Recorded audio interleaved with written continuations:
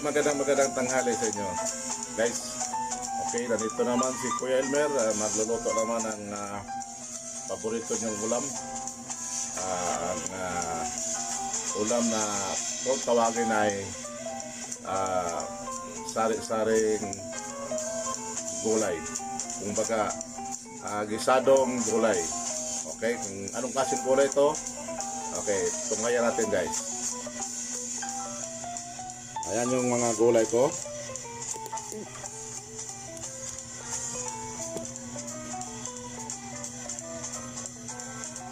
Meron tayong kalabasa. Meron tayong sayote. Meron tayong alubati. Meron tayong talong. At siyempre, haluan natin ng konting karne. Tapos, meron tayong bawang, sibuyas at ang sili espada para laging maanghang ang pagkain natin, masarap, pang appetite, no? Appetite siya, kumbaga. Okay, ihanda natin ito, guys. Panorin natin.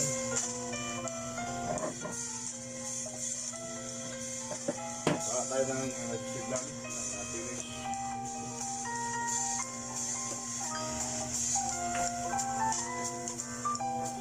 Okay.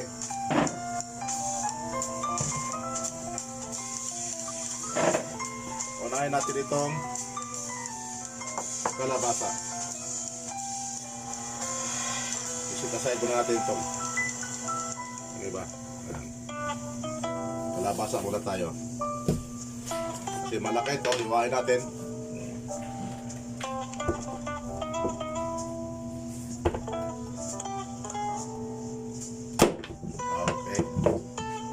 Yan lang kabilis, guys. Ito lang lulutuin natin parting yan.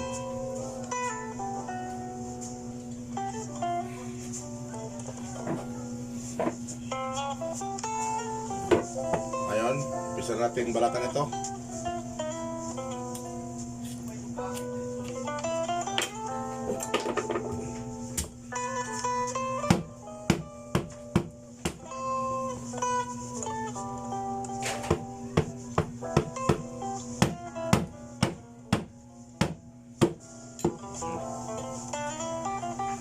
Okay.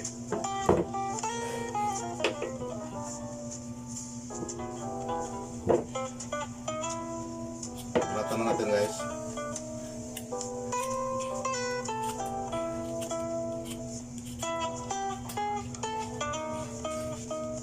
Ang iba pag magluto ng kalabasa, minsan ay hindi inaalis ang balat, no? Kasi depende din yan sa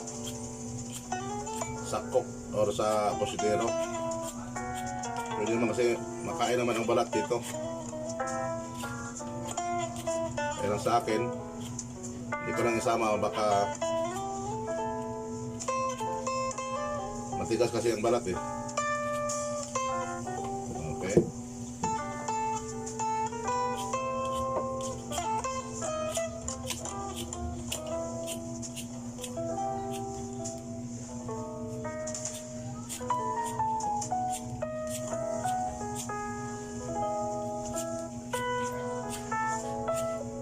Meron kasing loto ang kalabasa, guys, na may sabaw. Yung ang tawag niya sa amin kasi yung gulay na masabaw, tinatawag yan sa amin na utan. Oh, utan. Yung may halong kalamunggay, diba? Utan yan sa amin kung tawagin. Yung sa Tagalog ay tinatawag yan ng gulay na gulay, no? Ang Tagalog ng utan, gulay. Meaning, mga halaman. Kaya lang, pag sinabing gulay, maraming luto yan. Okay, tapos ha. So ito na namang sayote. Okay.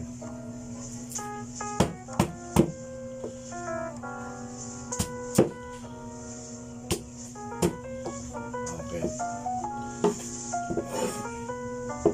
Sitasahin natin yan. Tapos na yan, balatan. Ito na naman sayote.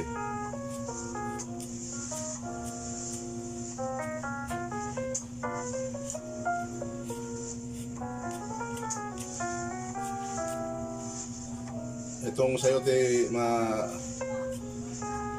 kaibigan or guys, may ano ako dito, may istorya ako dito na talagang yun ang ginagawa niya. Ito ang kinakain niya palagi, walang rice, no? Salip na mag rice siya, ito ang kinain niya para daw siya mag reduce ng timbang. Totoo naman guys, galing mula ano siya 85 kilos, ngayon 60 na lang. Talagang 40 kilos siya na mag-reduce ng timbang. Mga 60 kilos na siya ngayon.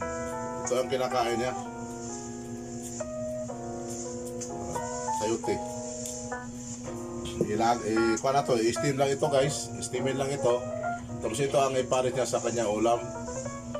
Sa halip na kanin, ito ang ginawa niyang kanin. Ito yung ginawa niyang rice, sayote. Maganda naman. At pumayat naman siya. Kaya lang medyo sakripisyo pag nasanay tayo sa kanin. Mahirap. Diba? Mahirapan tayo. Pero kung talagang determinado kang may gawin, may pagbabago sa iyong pangatawan, epektibo ito guys. Isang buwan lang, wala na, makakita ka na ng pagbabago sa katawan mo. Mag-reduce ka talaga. Yan. Okay, tapos na yan.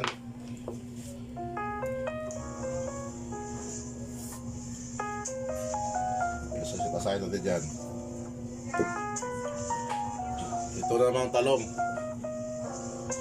Okay.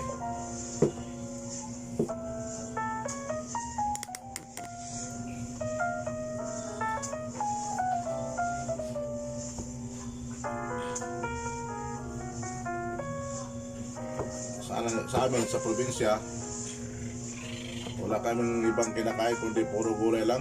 Kasi mahirap masyado ang buhay doon namin. Yung tanim namin ng mga gulay, yun lang ang araw-araw namin kinakain.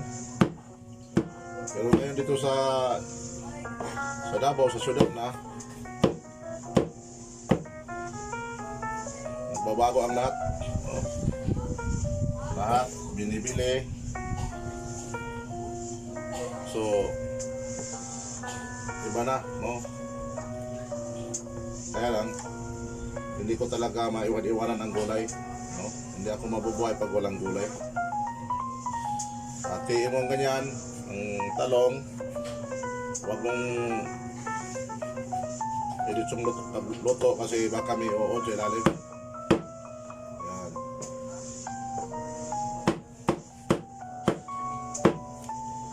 Okay, masarap ang talong. Kaya nang umaga nagluto ako ng torta. Ngayon naman, sari-sari gulay.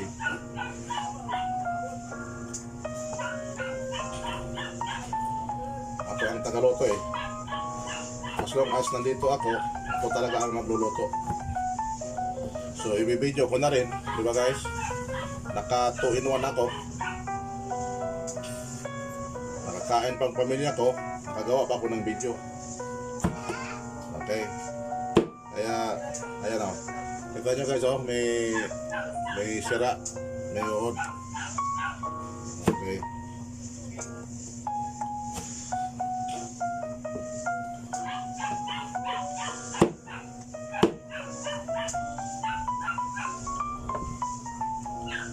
Nalis yan ba?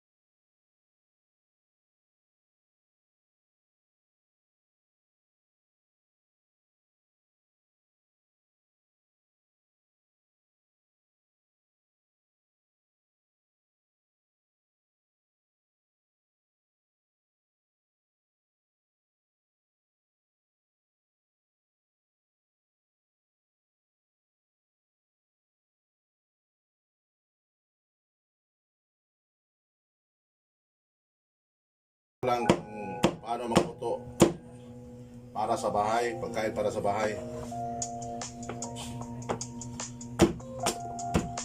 Kaya wala kang artihan sa paghiwa. Kumbaga, dito sa aking video, what you see is what you get. Wala nang artihan ito. Ulitin ko, ang mahalaga lang dito ay naipakita ko sa mga viewers ko ang mga putahe na niluluto ko, mga lutong Pinoy. Hindi naman ito lutong ibang bansa. Okay.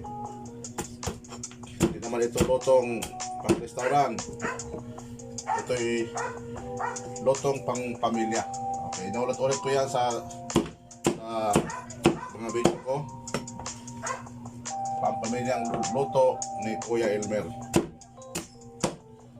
Kaya walang artihan sa paghiwa. Hindi na ako nag-edit ng video ko. Guys.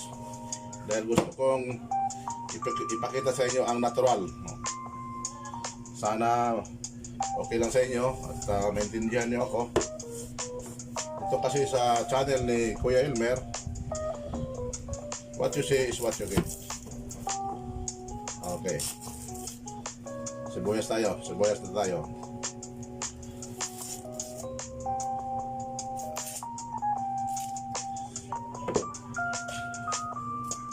Bawang.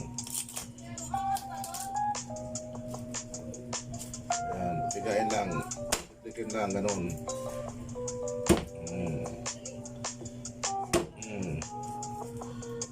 Okay lang ha. Ayun.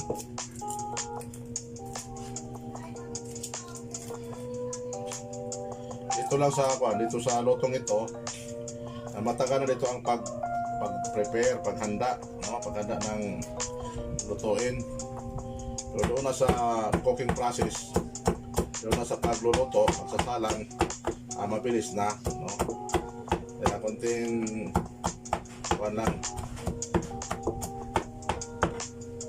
konting pasensya at hindi na magtatakal ito.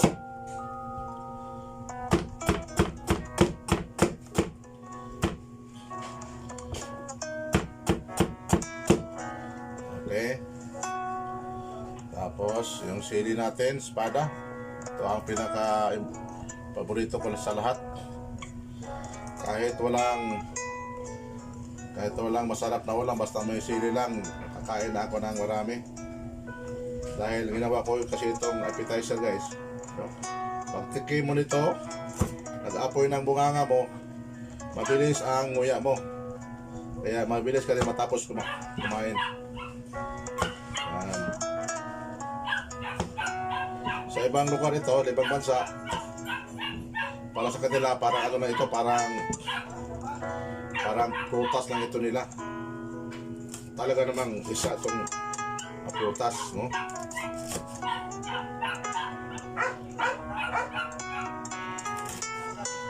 Hindi masyado masila ng bunganga nila. Kaya yun. At ang panghuli, guys, ito ang alubati natin.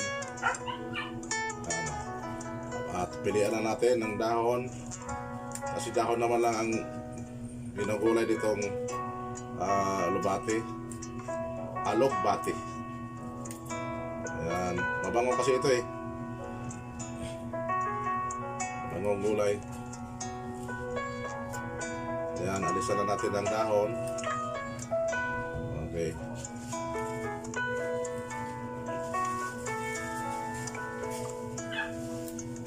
Tapos sabay-sabay natin hugasan.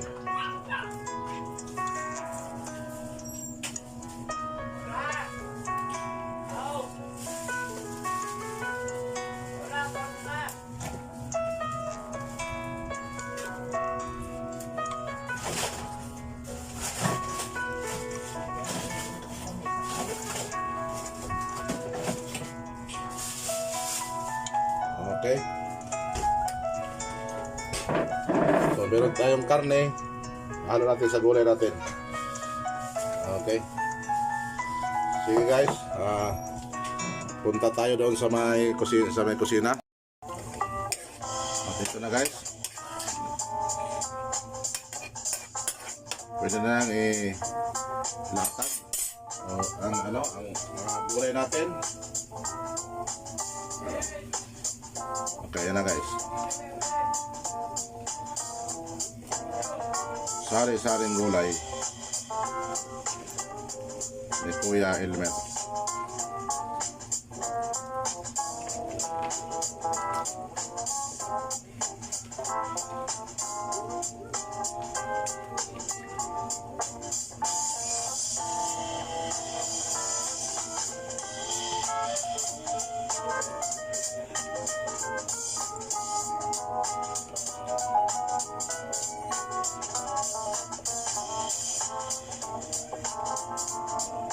Ayan. Haluin lang natin guys.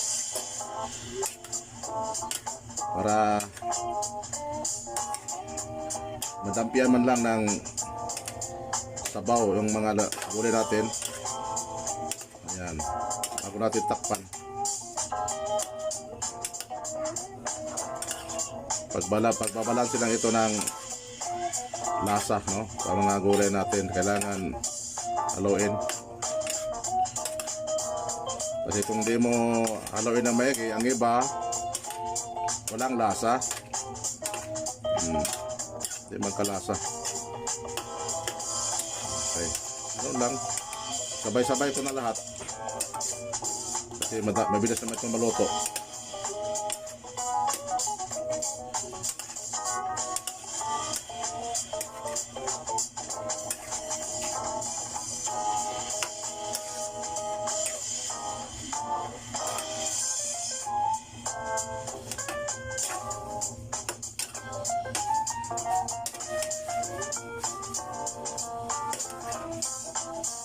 Okay.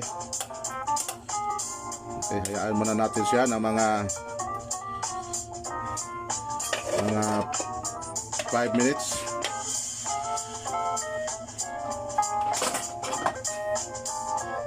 Okay.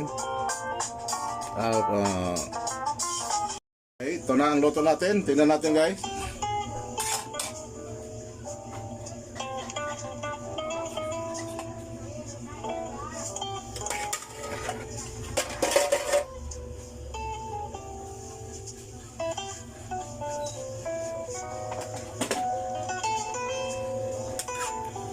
Halo lang. Yun. Lambot na sila guys, di ba? Ito na ang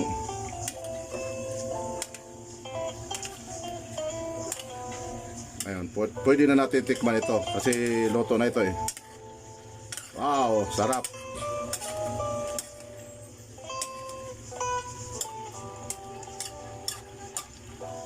Tingnan natin ang sabaw muna. Okay. Guys, ito na ang finished product natin sa tanghaling ito. Ngayon, tikman na natin. Okay, patayin na natin guys. Lagyan natin ng sabaw. Kasi luto na eh. Ito na ang tikiman time.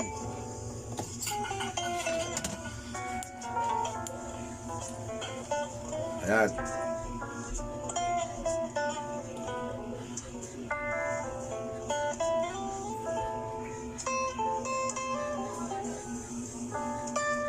Baka mainit ito masyado.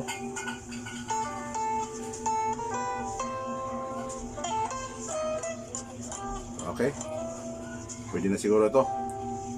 Okay na guys, handa na. Bukan na bunganga.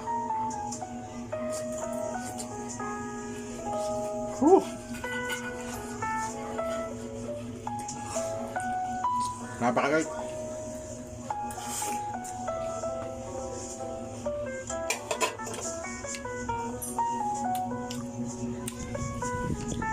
Guys, napakasarap. Medyo manghang, malinamnam, at Hindi lang masarap, kundi masustansya pa. Okay guys, hanggang sa sunod kong video, abangan nyo. Bye-bye!